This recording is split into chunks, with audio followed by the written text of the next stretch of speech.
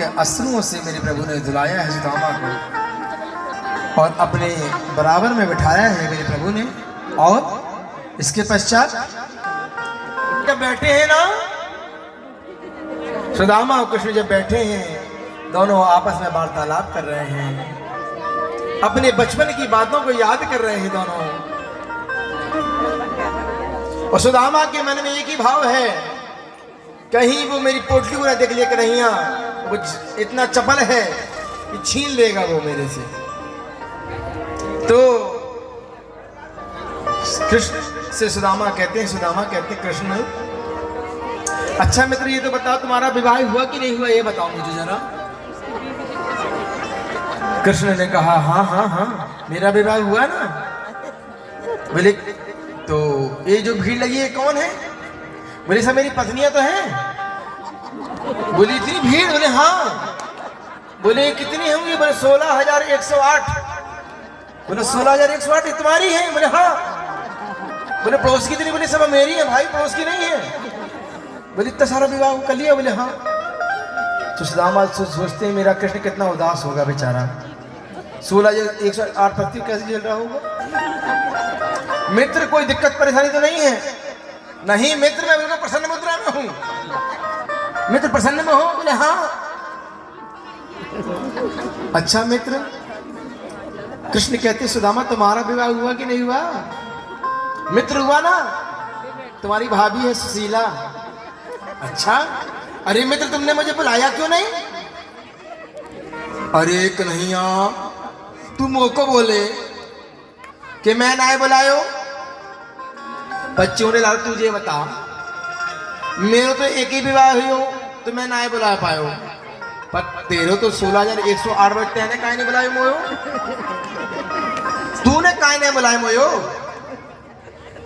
अरे भैया कहा बताएं, मैं भोजन कर रहा हूं अभी और मोको ये ना है मालूम कि विवाह कब हो रहा। भोजन करते करते भोजन पूरा नहीं हो पाया और शादी हो गई मेरी। जा गया वहीं सुखा के लिए आया, ऐसे करते करते 16,108 हो गई। मुझे खुद नहीं मालूम था कि मेरी कौन सी पत्नी कब आ रही है। भैया मेरा विवाह मुझे खुद नहीं मालूम था कैसे कैसे हो गया भैया, पर तुझे तो बुलाना था। अच्छा ये बता भाभी ने मेरे लिए कुछ भिजवाई कि नहीं भिजवाई, ये बता मेरे को बता। सारी पत्नियों के सामने सुदामा कुछ देना नहीं चाहते थे, क्योंकि जानते थे तंदुल है इसलिए, और सबके सामने खाकर तो बेचती है। बोले मित्र मैं कहाँ छोटा सा ब्राह्मण, कहाँ लपाऊंगा, तू राजाधिराज द्वारका नाथ 56 भोग पाने वाला, तू कहाँ तू मेरी बात भी कर रहा है। अच्छा मित्र ठीक है बात की बात है, लेकिन एक बात सुन, तू मेरी पत्नियों को आशीर्वाद तो दे दे जरा। आशीर्वाद? हाँ हाँ मित्र ले। रुक्मणी ने प्रणाम किया, बोला अखंड सौभाग्यवती भव, सत्यभामा का अखंड सौभाग्यवती भव, जामवती अखंड सौभाग्यवती भव, मित्रविंदा अखंड सौभाग्यवती। करते करते 1,000 हो गई अखंड सौभाग्यवती, करते करते करते करते थक गए। अब बूढ़े से ब्राह्मण, अब अखंड सौभाग्यवती खत्म, अब भवा भवा भवा भवा भवा करते करते थक गए। 2-3 निकली, थक गए भवा से करते करते भी। अब मुंडी हिलाना शुरू कर दिया, अब मुंडी हिलाते हिलाते भी थक गए। बोले अब क्या करें, अभी तो 6 निपटे हैं, अब आंखों की पलकों गिरा रहे हैं बार बार। अब लगा कि आंख टूट जाएंगी, हाथ टूट जाएगा। बोले मित्र कितनी भाई? बोले अभी तो 5,000 हुई है। बोले 5,000 हुई? बोले हाँ। बोले भैया तो मैं तो मर जाऊंगा, आशीर्वाद देते देते भैया, शरीर में जानन आए हैं। तू एक काम कर भैया, सबको छोड़, तू चरणों में आके प्रणाम कर ले, तेरे को आशीर्वाद दे दूंगा, सबको मिल जाएगा अपने आप। श्री वाचस्य आयुष्य आरोग्य माम विदा च भवमानम यते धनम धान्यम पशुलाभम सत्संबत्सम दीर्घमायु। दिया आशीर्वाद, सबको आशीर्वाद मिल गयो। अब कन्हैया कहते भैया आशीर्वाद तो तेने दे दियो, लेकिन भाभी ने मुझको कहा भेजो ये तो बता दे। अरे कन्हैया कृष्ण की बात सुनकर सुदामा कहते हैं कि बात को फिर काटते, भैया तुझे बचपन की बात याद है कि ना? भैया सब याद है मुझको। तूने चना कैसे खाए तो मुझको याद ना है का? अरे लाला तू चना की बात क्यों याद रखे, कोई और बात का याद करना कि चना की बात याद रखोगे क्या? बेइज्जती कराएगा सबके सामने मेरी क्या? अच्छा लग कन्हैया ये बता तो को और याद है कि नहीं? गुरु माता जी हमें कैसे डांटती थी, तूने भैया जब से गए तो जब से मुझको याद तक ना है करे। अरे भैया सुदामा जी, मैं मेरे मित्र, तू सब छोड़, मुझको बता भाभी ने मेरे लिए काय भेजो कि कछु भेजो कि ना भेजो, ये बता मुझको। और पोटली को दबाए जाए। कन्हैया कहते तू मुझसे कुछ छुपा रहो, मुझसे तू।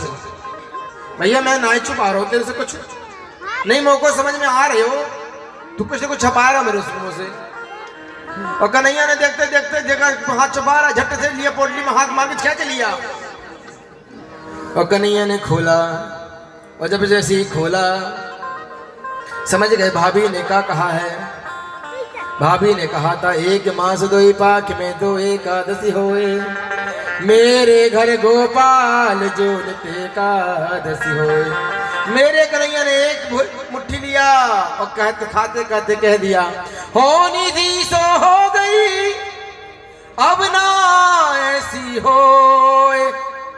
होनी थी सो हो गई, अब ना ऐसी होए। भाभी तेरे महल में नित्य द्वादशी होए। भाभी तेरे महल में नित्य द्वादशी होए।